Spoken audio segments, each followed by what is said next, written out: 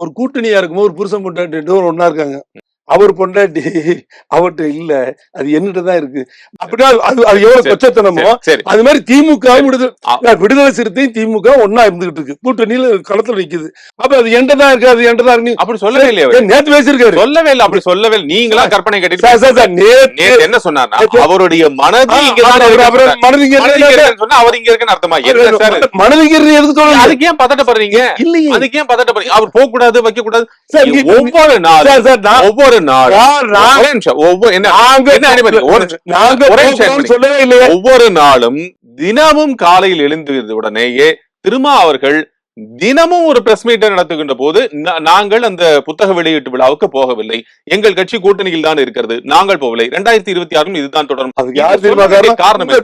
உங்க மீடியால பத்திரிகை பேர் சொல்லி விளம்பரத்தை தேர்வு கொடுக்கல, தலைப்பு செய்தியா போடுறாங்க. திரும்ப வந்து விலகுறார், திரும்ப போறாங்க. சார், ஒரு தடவை முடிச்சு போட்டுட்டா விட்டுறணும்.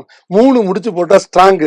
ஒரு தடவை சத்தியம் சொல்லணும். ஒரு தடவை சத்தியம், 2 தடவை சத்தியம், 3 தடவை கோர்ட்ல சத்தியம், 7 3 தடவை, 300 தடவை சொன்னதுக்கு அப்புறமும் இன்னமும் அவர் எங்கிட்ட தான் இருக்காரு, மனசு எங்கிட்ட தான் இருக்குன்னா